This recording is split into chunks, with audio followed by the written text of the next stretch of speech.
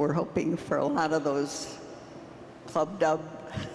It is such a pleasure to sit down and talk with you again. 25 years ago, we sat down together when I was just starting. Do you know why that happened? Why? Because Brian said I should do it.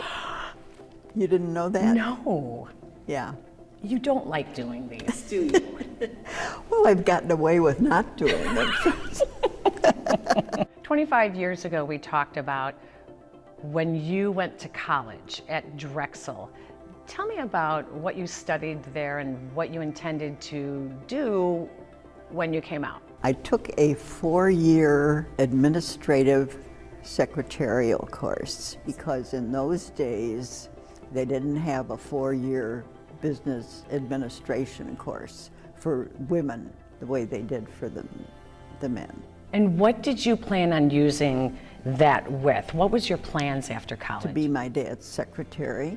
So you knew that you would always intimately be involved with the team, correct? Well, I figured that was the closest I could get to him. We have heard so many stories, we've seen pictures, the books, even some video of your father. What is your greatest memory of him? I think his optimism. And why was that? How was he optimistic?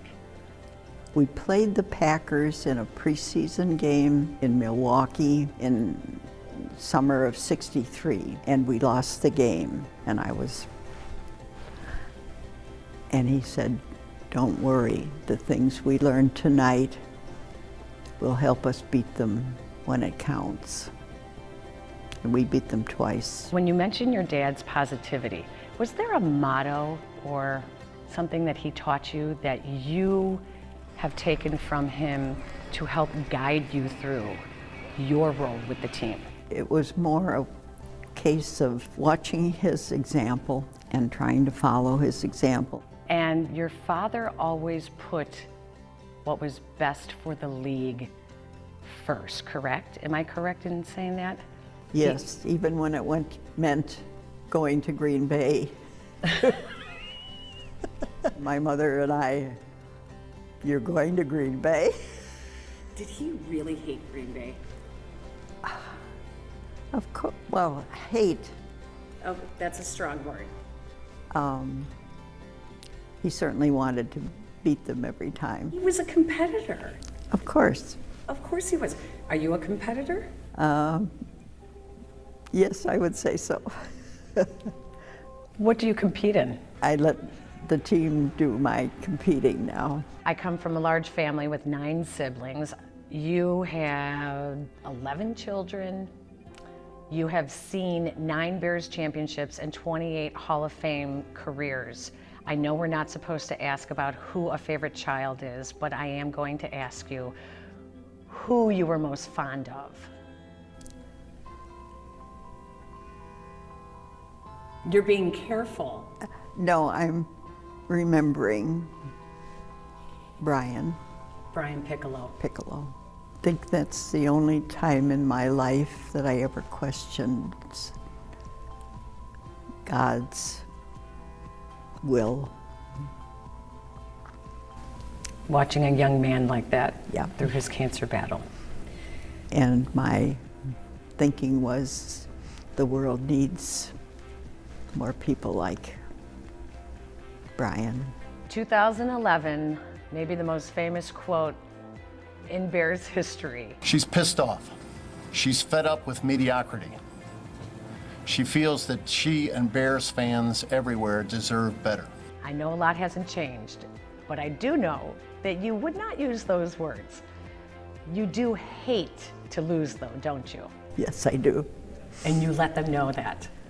Well, something had to be done. With the 100th anniversary, I know you don't see yourself as a role model to women. You like to keep it to yourself and not have the eye on you, but you are a role model to many of us women. What do you see as the future for women in the game of football in the next 100 years? For the first 60 years of my life, I was a homemaker. I had no illusions about a career. I was happy in my role as wife and mother and daughter.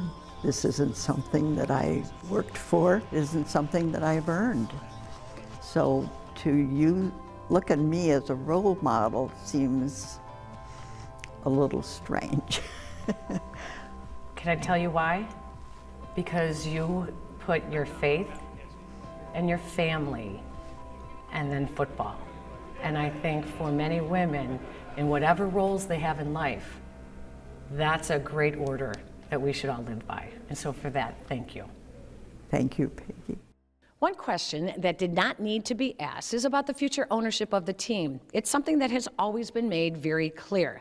When you consider that George Halas paid $100 for the team and its current value is nearly $3 billion, it is going to stay within the family. Why?